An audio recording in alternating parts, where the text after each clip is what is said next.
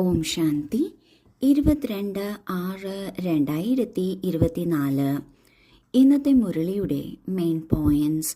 മധുരമായ കുട്ടികളെ, ഇവിടെ നിങ്ങൾ മാറുന്നതിനായി വന്നിരിക്കുകയാണ്. നിങ്ങൾ ആസുരീയ ഗുണങ്ങളെ മാറ്റി ദേവീ ഗുണങ്ങൾ ധാരണ ചെയ്യുന്നു. ഇത് ദേവതയാകുന്നതിനുള്ള പഠിത്തമാണ്. നമ്മൾ കുട്ടികൾ ഇവിടെ എന്തിനാണ് വന്നിരിക്കുന്നത്? നമ്മളിവിടെ പഠിക്കുന്നതിനാണ്. എന്താണ് നാം പഠിക്കുന്നത്? നാം പഠിക്കുന്നത് ഭഗവാൻ പഠിപ്പിക്കുന്ന രാജയോഗമാണ്. രാജയോഗം എന്നാൽ രാജാവാകുന്നതിനുള്ള യോഗം ഉണ്ടാക്കിയെടുക്കുക എന്നതാണ്.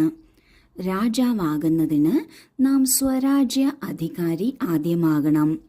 സ്വരാജ്യ അധികാരി എന്നാൽ നാം നമ്മളുടെ മേൽ തന്നെ ഒരു അധികാരി ആയിരിക്കണം. എൻ്റെ മനസ്സിൽ വരുന്ന ചിന്തകൾ, എനിക്കുള്ള അഭിപ്രായം, എനിക്കുള്ള ഇഷ്ടാനിഷ്ടങ്ങൾ, ഇവയെല്ലാം എനിക്ക്, മറ്റുള്ളവർക്ക്, ഈ മുഴുവൻ വിശ്വത്തിന് ഹിതകരമായിരിക്കണം. ആത്മാഭിമാനി സ്ഥിതിയിലുള്ളത് ആയിരിക്കണം. ഇത് നന്നായി മനസ്സിലാക്കുന്നതിനും ജീവിതത്തിൽ കൊണ്ടുവരുന്നതിനുമാണ് നാം ഇവിടെ വന്നിരിക്കുന്നത്. ഇതിനെയാണ് ദേവതയാകുന്നതിനുള്ള പഠിത്തം എന്ന് പറയുന്നത്. ഈ പഠിപ്പിൽ നമ്മളുടെ ഉള്ളിലുള്ള കുറവുകളെയും കുറ്റങ്ങളെയും ആസുരീയ അവഗുണങ്ങളെയും മാറ്റി ദൈവിക ഗുണങ്ങൾ ധാരണ ചെയ്യണം. നാം എപ്പോഴും ഓർമ്മിക്കണം, നമ്മളിവിടെ മാറുന്നതിന്, ചേഞ്ച് ആകുന്നതിന്, നന്നാവുന്നതിന് വന്നിരിക്കുകയാണ്. ചോദ്യം: നിങ്ങൾ കുട്ടികൾ ഏത് പഠിത്തം ബാബയിൽ നിന്ന് തന്നെയാണ് പഠിക്കുന്നത്? മറ്റാർക്കും പഠിപ്പിക്കാൻ സാധിക്കില്ല. ഉത്തരം: മനുഷ്യനിൽ നിന്നും ദേവതയാകുന്നതിനുള്ള പഠിത്തം, അപവിത്രരിൽ നിന്ന് പവിത്രരായി പുതിയ ലോകത്തിലേക്ക് പോകുന്നതിനുള്ള പഠിത്തം ഒരു ബാബയെ കൂടാതെ മറ്റാർക്കും പഠിപ്പിക്കാൻ സാധിക്കില്ല. ബാബ തന്നെയാണ് സഹജ ജ്ഞാനവും രാജയോഗത്തിന്റെ പഠിത്തത്തിലൂടെയും പവിത്ര പ്രവൃത്തി മാർഗം സ്ഥാപിക്കുന്നത്.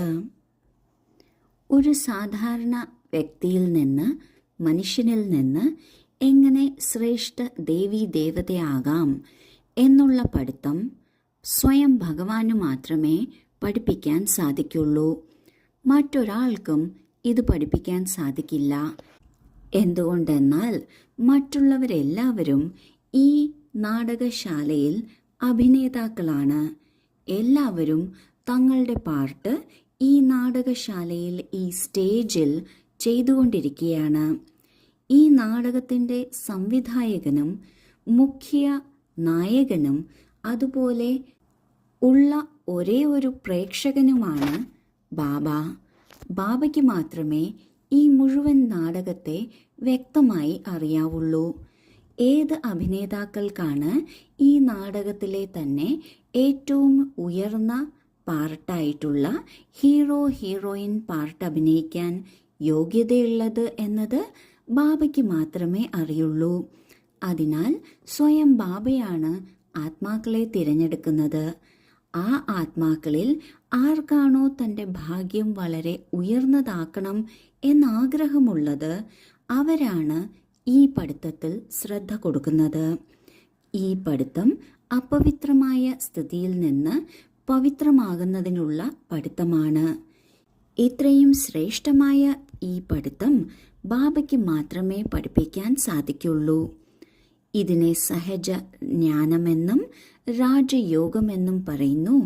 ഇതിലൂടെയാണ് മുഴുവൻ വിശ്വത്തെയും പരിപാലിക്കുന്നതിന്, ഓരോ വ്യക്തിയെയും പരിപാലിക്കുന്നതിന് പവിത്രമായ കുടുംബജീവിതം, കുടുംബമാർഗം സ്ഥാപിക്കുന്നത്. ഓരോ വ്യക്തിയെയും പരിപാലിക്കുന്നതിന് എല്ലാ കുടുംബവും നന്നായിരിക്കണം. കുടുംബമാർഗം തന്നെ നന്നാക്കുകയാണെങ്കിൽ മുഴുവൻ ലോകവും നന്നായി എന്നാണ് അർത്ഥം.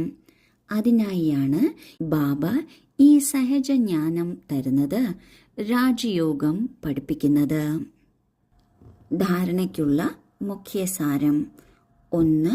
ശ്രേഷ്ഠ രാജ്യം സ്ഥാപിക്കുന്നതിന് ശ്രീമത്ത് അനുസരിച്ച് ബാബയുടെ സഹായി ആകണം. ഏതുപോലെ ദേവതകൾ നിർവികാരികളാണ്, ഇതുപോലെ ഗൃഹസ്ഥത്തിലിരിക്കെ നിർവികാരി ആകണം. പവിത്ര പ്രവൃത്തി ആക്കണം. 2. ഡ്രാമയുടെ പോയിന്റിനെ തലതിരിഞ്ഞ രീതിയിൽ ഉപയോഗിക്കരുത്. ഡ്രാമയെന്ന് പറഞ്ഞ് ഇരുന്ന് കളയരുത്. പഠിത്തത്തിൽ പൂർണ്ണ ശ്രദ്ധ കൊടുക്കണം. പുരുഷാർത്ഥത്തിലൂടെ തൻ്റെ ശ്രേഷ്ഠ പ്രാലബ്ധം ഉണ്ടാക്കണം. ആദ്യത്തെ പോയിന്റിൽ ബാബ പറയുന്നു, നാം ബാബയുടെ ശ്രീമത്ത് അനുസരിച്ച് ബാബയുടെ സഹായി ആകണം.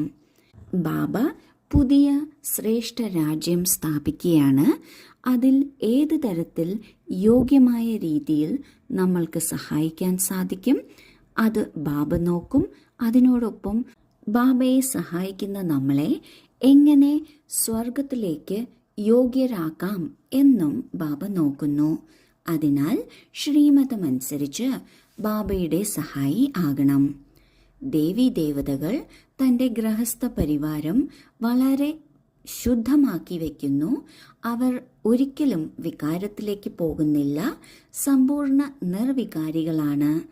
അതുപോലെ നമ്മളും നമ്മളുടെ കുടുംബജീവിതം നിർവികാരിയാക്കി മാറ്റണം, പവിത്രമാക്കി മാറ്റണം.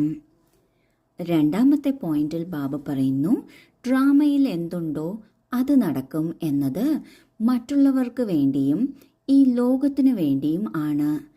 എന്നാൽ സ്വയം എൻ്റെ കാര്യം വരുമ്പോൾ നമ്മളാണ് ഡ്രാമയെ നിശ്ചയിക്കുന്നത്.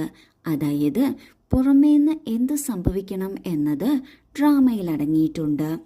എന്ത് സംഭവിച്ചാലും ഞാൻ എന്താണ് ചിന്തിക്കേണ്ടത്, ഞാൻ എന്താണ് പ്രവർത്തിക്കേണ്ടത്, ഞാൻ എന്താണ് മനസ്സിലാക്കേണ്ടത് എന്നത് നമ്മളുടെ കയ്യിലാണ്. അതൊരിക്കലും ഡ്രാമയുടെ കയ്യിൽ അല്ല. അതിനാൽ ഡ്രാമയുടെ പോയിന്റിനെ തലതിരിഞ്ഞ രീതിയിൽ ഉപയോഗിക്കരുത്. ഡ്രാമ എന്ന് പറഞ്ഞ് ഇരുന്ന് കളയരുത്. അതായത് അലസരാകരുത്, അശ്രദ്ധരാകരുത്. പഠിത്തത്തിൽ പൂർണ്ണ ശ്രദ്ധ കൊടുക്കണം. പഠിത്തത്തിലുള്ള ശ്രദ്ധയിലൂടെ നാം പുരുഷാർത്ഥം മുന്നോട്ടുയർത്തുകയാണ്.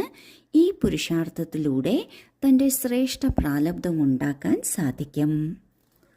വരദാനം: കമലപുഷ്പത്തിൻ്റെ സിംബൽ ബുദ്ധിയിൽ വെച്ച് സ്വയം തന്നെ സാമ്പിൾ ആണെന്ന് മനസ്സിലാക്കുന്ന വേറിട്ടവരും സ്നേഹിയുമായി ഭവിക്കട്ടെ. പ്രവൃത്തിയിലിരിക്കുന്നവരുടെ സിംബലാണ് കമലപുഷ്പം. അപ്പോൾ കമലമാകൂ, അത് പ്രയോഗത്തിൽ കൊണ്ടുവരൂ. പ്രയോഗിക്കുന്നില്ല എങ്കിൽ കമലമാകാൻ സാധിക്കില്ല. കമലപുഷ്പത്തിൻ്റെ സിംബൽ ബുദ്ധിയിൽ വെച്ച് സ്വയം സാമ്പിൾ ആണെന്ന് മനസ്സിലാക്കി മുന്നോട്ടു പോകൂ. സേവനം ചെയ്യുക, വേറിട്ടും സ്നേഹിയുമാകൂ. സ്നേഹി മാത്രമാകുകയല്ല, എന്നാൽ വേറിട്ട് നിന്നുകൊണ്ട് സ്നേഹിയാകണം. എന്തുകൊണ്ടെന്നാൽ സ്നേഹം ചിലപ്പോൾ അറ്റാച്ച്മെൻറ്റിൻ്റെ രൂപത്തിൽ പരിവർത്തനപ്പെടുന്നു. ഇതിനാൽ ഏത് സേവനം ചെയ്തുകൊണ്ടും വേറിട്ടവരും സ്നേഹിയും ആകൂ.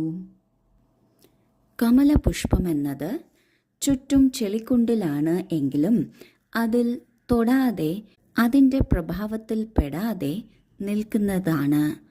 നമ്മളെപ്പോഴും ഈ ഒരു സിംബൽ അല്ലെങ്കിൽ ഈ ഒരു ചിത്രം നമ്മുടെ മനസ്സിൽ വയ്ക്കണം. നാം സ്വയവും അങ്ങനെ തന്നെ ആയിരിക്കണം. വീട്ടിലും കുടുംബത്തിലും ലോകത്തിലും നിൽക്കെ ലോകത്തിൻ്റെ വീട്ടിലെ അല്ലെങ്കിൽ മറ്റുള്ളവരുടെ പ്രഭാവം നമ്മളുടെ മേൽ വരരുത്. ഇതിനായി എന്തു ചെയ്യുമ്പോഴും, അത് സേവനമാകട്ടെ ജോലിയാകട്ടെ എന്തു തന്നെ ആയാലും, ആദ്യം വേറിട്ട് പിന്നെ സ്നേഹിയാകണം.